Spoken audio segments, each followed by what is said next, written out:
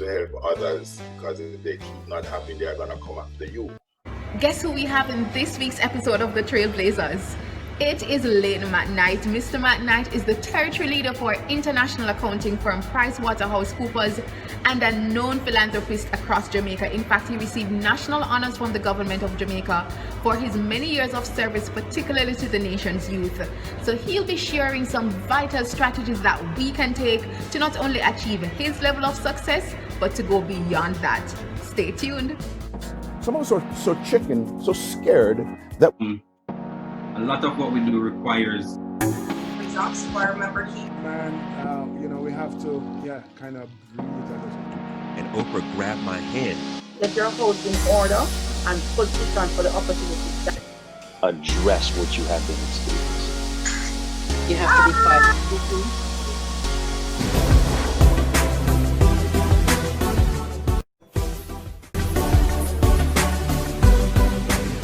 Leighton McKnight is the territory leader of PricewaterhouseCoopers, PwC Jamaica, the largest accounting firm in the island. He is also the regional advisory services leader and a member of the central leadership team for PwC in the Caribbean region. He is a chartered accountant and fellow member of the Institute of Chartered Accountants of Jamaica with over 35 years of extensive and diversified experience.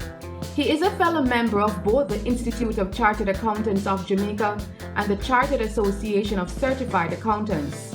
He has served as chairman on several boards over the years, including the Companies Office of Jamaica, Independent Commission for the Judiciary, Audit and Compliance Committee for CONCACAF, and many others. He is an active executive of the Cornwall College Old Boys Association and hosts several charities and events. He also has a knack for entertainment and is a popular master of ceremonies, DJ, and a comedian. Leighton has received numerous awards over the years, including receiving one of Jamaica's most prestigious honor, being awarded the Order of Distinction Commander Class by the Government of Jamaica for outstanding contribution in the area of public service, philanthropy, and community service.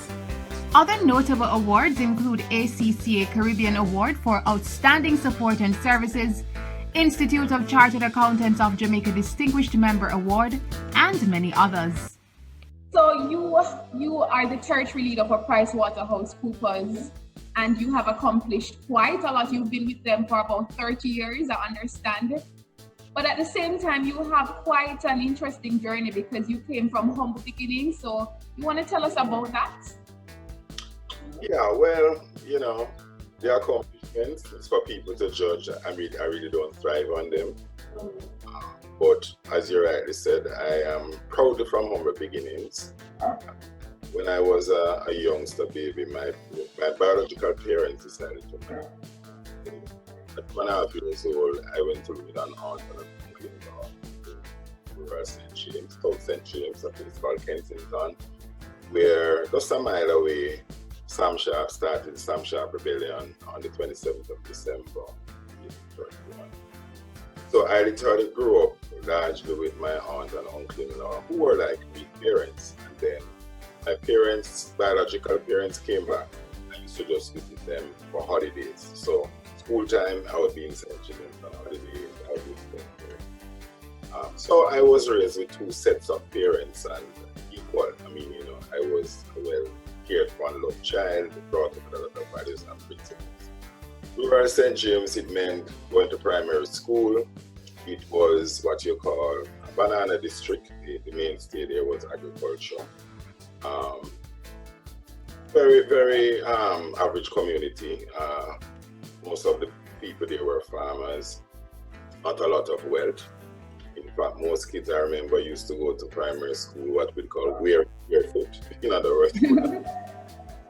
And to be fair, for most of the time I could afford a shoe, but there were times I went to school barefoot just so that my friends would not be anywhere inferior, because it was a thing to do. So those days you would move on from primary school to high school. I did the common entrance, and then I passed for Cornwall College, which was a big deal in those days. In fact, I remember I was at a crossroads whether to go back to live with my biological parents but it meant that I had to go to another school.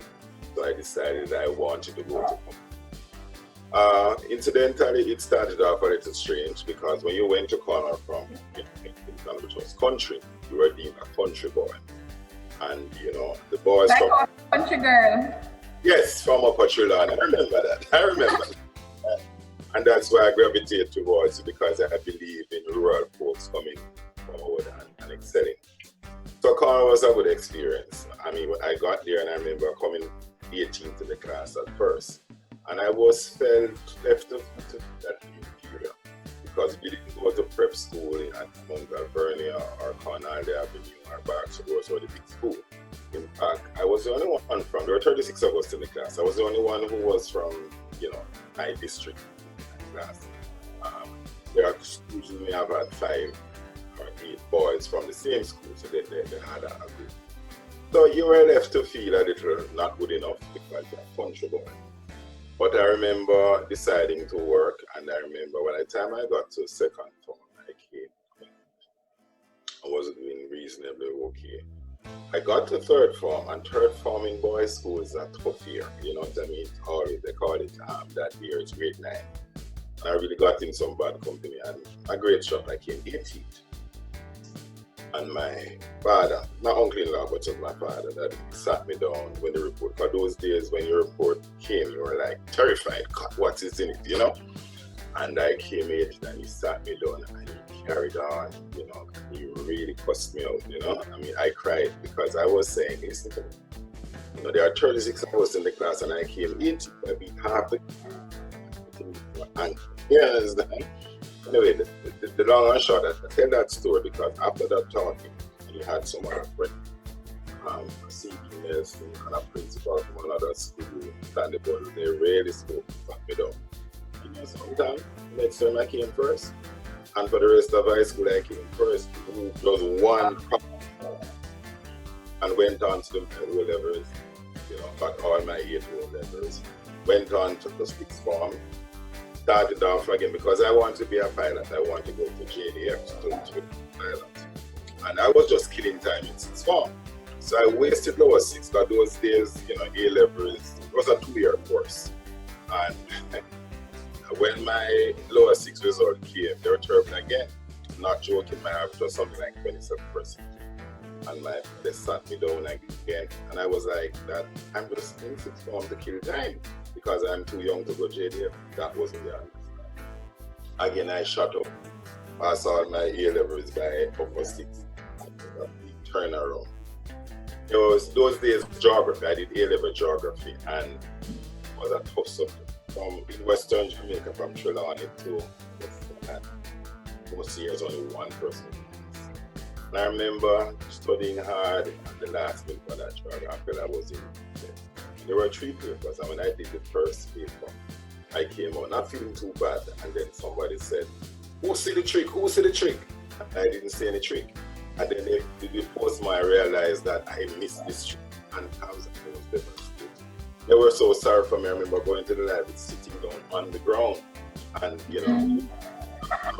years I got over it and said, let me just go at the other papers. I was the only one that in 90. All geography, all issues combined Trelawney course. So you said that you were very involved on campus. Very. How was that to your self-development and to the man that you eventually, have become? Very critical. In fact, I think the 3 years I spent on Taylor Hall at UWI, critical 3 years, I really think that. It was a game changer because you see, I believe, and I learned here, and some of the relationships I built at the university, I realized that I've served right? They were a foundation, they were like a family. And you're dealing with students from across the world, largely the Caribbean, all the top students, and I made it a point of my duty to establish strong relationships. And those relationships have served me well. Most times now these days when I met, there are so many people I met who are, in senior positions right now across the region and in Jamaica. So I've always encouraged students, to make those good foundation friendship during your campus years. I sent it to my son, and he promised me that advice. So it was very. So fast forward Yes. to you becoming an accountant. How is it that this man that wanted to become a pilot ended up in the whole accounting field? Because that's a totally different switch. Excellent. And as I said, this was the script I had. But funny enough, when I went to UA, I registered to the BSc Economics, right? Just because I was very good at economics at A level. So I didn't get any career guidance, and I didn't want to do it anyway. When I got here, I realized that most students were doing management studies or accounting. So after my first term, I decided that I would do management studies, and as a result, I had to take up accounting 1 term later. And the fact of the matter, I remember taking it up, and those days you had 3 parts to your final grade. One is first semester, 10%, one at the second, 15 exam or 70. When I joined, it was like 3 weeks to the second test, and I'd missed the first one, and I studied and I got a B+. I realized I had a knack for it. So by this time I had applied to JDF, and I was told if I had a degree, I could become an officer. Found a little like into the accounting, and then when I graduated, I decided to try it. I joined Coopers and ran at the time for 2 years to get some experience. Somehow the pilot thing just disappeared. Wow. And I had a knack for it, and I kept getting promotions very frequently, did my professional exams, and I'm being honest, I can't tell it the way I planned it, but that's how it happened. So I found myself right through passing my ACCA, becoming a member of the Chartered Accountants, then becoming president, then becoming the international representative. And, it just opened up there for me. And you obviously have risen to the top of your field, but a lot of persons may not know how important is the whole profession of accounting. So, do you want to shed some light on that? Well, accounting is a critical profession. Everybody knows numbers is the key. Balancing your finances, you can't live without money or whatever. So accounting is a professional way of dealing with the man. So I operate as an auditor. Most companies, you read their financial statement, they have to be certified by what you call auditors, independent auditors. So we provide a service where we examine the numbers, do a various tests to say yes, the profit or the loss for the year or the balance sheet, to an period we say. So we play a very critical function. Bankers, regulators, government rely on the works of accountants. So to verify numbers and to do projections. It's a very, very, very critical profession. For persons who may be interested in being a part of that profession, what are some of the key tips that you would tell them? Well, I would recommend first, I've always said to students, when you are in high school, just aim to get some good grades. Because these days it's very competitive, as Bush Banton would say, right? So get some good grades, right? Because the truth be told, up to even 6th form, you don't even have to specialize. If you look at the US system, they make you generalize before you specialize, right? Then the accounting profession, it has a lot to it. There's forensic side, there's internal audit side, there's regular audit, there's a financial controller, there's chief financial analyst. My recommendation, and I think I want to say this in this interview, seek mentors, get guidance, speak to people who are in the field. Don't just choose a profession because it sounds sexy or you like it, Choose a profession based on There are 3 facets to choosing a profession. 1, do something that you like or you must be motivated. 2, do something that you have the aptitude for, because we are not all things to all people. Some of us are good at math, some of us are good at English, whatever the case. And 3, choose something that can afford you the standard of living that you desire. Because we all choose a profession so that we can pay our bills. So make sure you love it, you can do it, and it can pay your bills. So seek mentors. One of my philosophies in life, I am where I am today largely because of the help of other people, mentors, right, across the board, right? And I still today seek mentors as old as I am. And I've taken it up almost as a profession because I mentor a lot of youngsters. because that is what it's all about. Building relationship, learning from other people. Forget the arrogance. Learn from other people. They have been through what you have not been through. Yes.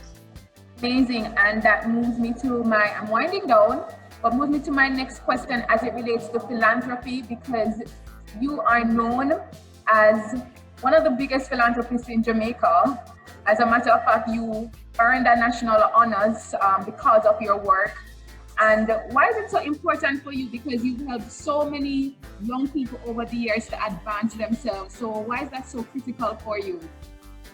Tamara, I mentioned to you that I grew up just 1 mile from where Sam Sharp started the Sam Sharp Rebellion. And at my gate, because when you get to my gate in Kenya, you have to turn down to go down. It's not a heritage site, right? And there's a monument there, and it speaks about how the rebellion started. Because, of course, Sam Sharp and his fellow slaves were tired of the inhumane condition of slavery. So they decided to burn down all the in Western Jamaica. And they were successful. At the end, over 500 of them were rounded up. Sam Sharp was executed in what we know as Sam Sharp Square now, and he's now a national hero. A lady, it is written on the monument that she was about to start the fire, lighting what they called the Great House at the time. And her words were this: I know I'm going to die for this, but my children will be free. And for me, that was a platform, because our ancestors, many of them gave their blood and their lives so that we could do what we are today, because they believed in our potential. All of our grandparents were slaves, but these people gave them, and I have used that as a motivating force to be the best that I can and help others. Because I would not be here today had it not been for those people. They made the ultimate sacrifice. Fortunately, I was brought up in a household, or households, where philanthropy was the order of the day. My grandmother always giving a lot to other people, much to distress. But I learned that philanthropy is a way of life for the betterment of all of us. Baba Andis did a song, my favorite singer, and in that song he said, I was drawn into myself, observing all this time from every angle that I see my people. Brothers have turned to crime, they have died from time to time. I've got to ask the leaders, what have you got in mind? I've seen the fire spreading, getting hotter and hot. The hearts will want to be shoes of the have-nots. The sign is on your door, you'll be safe for sure. But if you are in the fence, you're on the wrong side of the fence. That song was written when I was just about entering high school, just leaving primary, and it has resonated. You have to help others, because if they keep not happy, they are going to come after you. It's a way of life. So for me, philanthropy is natural.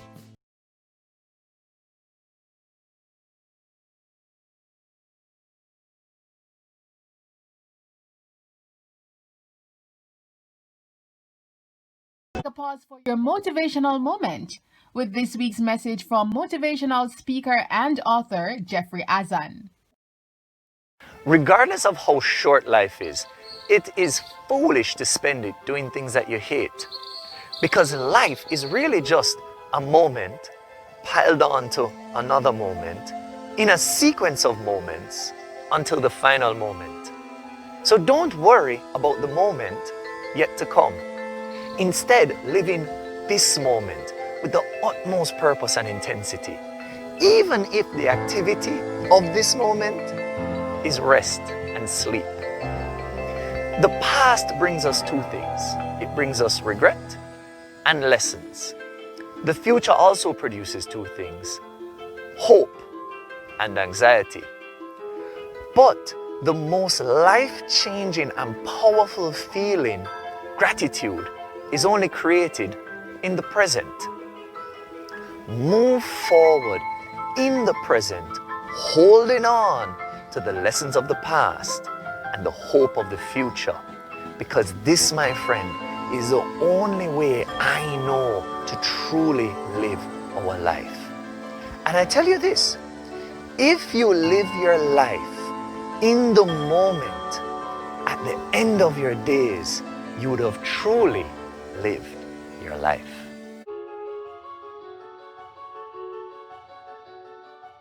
Leighton McKnight is a known philanthropist and continues to give back in many ways.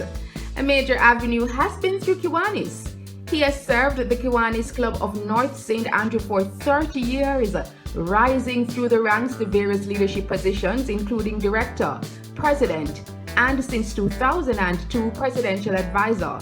He has also mentored and offered financial and moral support to thousands of young people over the years, giving them the opportunity to advance in society while serving his higher calling to pay it forward. I was blessed to receive my mentor, Mr. Leighton McKnight. Ladies and gentlemen, I knew I had hit the jackpot. Meeting Mr. Knight was a great experience, and I hope all the current mentees will benefit the way I did from mine. We still talk to this day, casually over WhatsApp, where I will ask how is work, how is life, and he will ask how is school and how is my mother. As well as I ask for assistance in my auditing coursework and homework, as well as advice on investing in stocks as an upcoming auditor. He was not just my mentor for that specific school year, but my mentor for life. My biggest achievement in life, professional achievements, and I have significant professional achievements. My biggest achievement in life relates to the lives that have changed for the better. So I live to change lives for the better, and that's what I consider my biggest achievement, because I have influenced quite a bit of youngsters. I'll just tell you quickly this story. I don't know if you recall a few years ago, there was a vicious video going around with a mother beating a child with a machete. And the whole nation was, and everybody was rushing and condemning the mother. Based on some contacts, I was led to find that family and the mother. They wasn't able to go to school because of lack of finances. And I undertake to assist the child to go to school and assist the mother. And it's a long story, but the short story I want to tell you, I've been taking her over. Within 3 months, she moved from 18th in her class to first in her class, that same child. And I have many stories like those. And I'm still, about 4 years now, I'm still they talk to me every week, right? I make sure that she goes to school. She's now going into what we call fourth form, and that's it, because I don't want to be a part of a problem. I want to be a part of a solution. And I say to people, stop worrying about what others are not doing. And stop worrying about what you cannot do. Just do what you can. And do it with what you have, and do it now, so that this world can be a better place. I've used an arrest that says, reach out and touch somebody's hand, make this world a better place. Okay, so I know you're very big in Kiwanis International, and that is also a part of your outreach. Why did you, choose to join this organization, and how critical is it to give back to the children of the world? Yes, Tamara, because something, I'm talking about international, serving the children of the world. So if you know me, it fits right in my mantra. So I consider myself Mr. Kiwanis. I love Kiwanis because it's my platform for giving back, especially to youth. Because in Kiwanis there are many avenues. We start with what we call K-Kids in kindergarten. Then we go to, builders clubs in primary or prep school. And then we go to Key Club, the most popular service organizer in high school, and Circle K at the college level, right? So that opportunity is there for Kiwanis. So I've gone right through Kiwanis, and it's in my bloodstream, I can say. So I've gone right to the top in the island. I have the title now of Distinguished Lieutenant Governor of Excellence in the Kiwanis, and still continue to serve up to last night. I came on a Zoom meeting at after 10. Because we are able to go in these schools in the inner cities and turn children's lives around. So Kiwanis is my platform for giving back. Great organization. One of your many platforms. Yes, but that one is important, very, very important, because I've learned so much from it, and it has really afforded me, an unrivaled opportunity to reach out in service in a way that I could not have done individually. And I've learned both to build relationships, and it has really developed me, leadership and otherwise.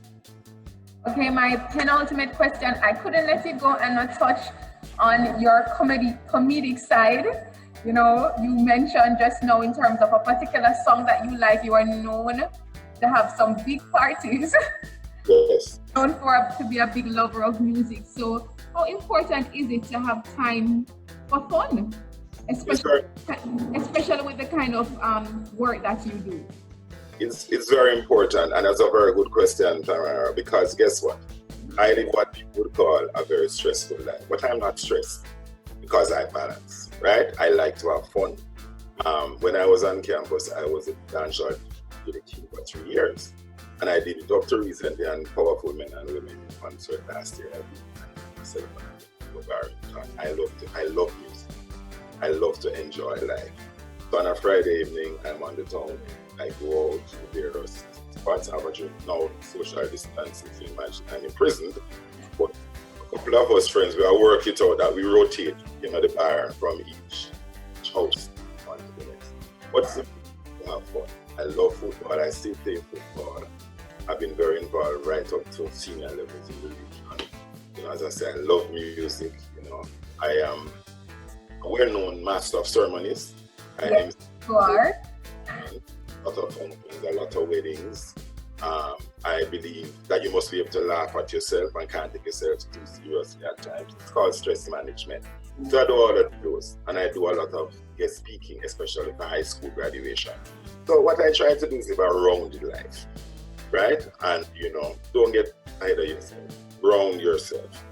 The greatest man they say what is heard was Jesus Christ, who was born in a manger. Compatibility with greatness and dignity. So share yourself and enjoy yourself and have fun and make people enjoy being around, and you enjoy being around. Love people more than money. Wow, I like that. I like that a lot.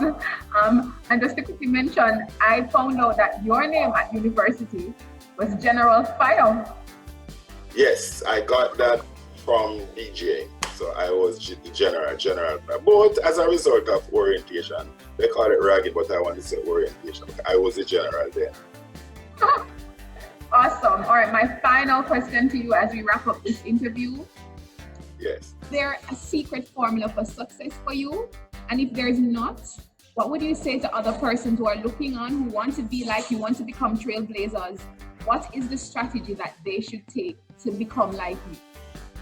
Well, the first thing I'd say to people, don't aim to become like me or anybody, aim to be better. Okay? That's my view, I mean, Baba and there's a song, again, I quote it. I need nothing to be a man because I was born a man and I deserve to live like any other man. You have to believe in yourself, believe in your own capability.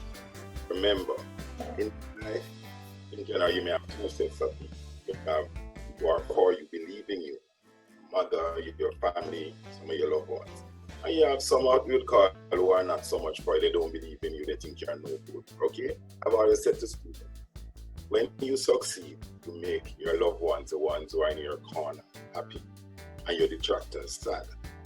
If you fail, you make your detractors happy, and those are in your corner sad. You need to decide who you're going to make happy. It's not only about you, it's about all of those who believe in you. And all of us are people who believe in us. So, rise up and be the best that you can. You can do it. Start in your mind. Don't limit yourself. Don't look at anybody and think they are better than you because of color, creed, or as good as any.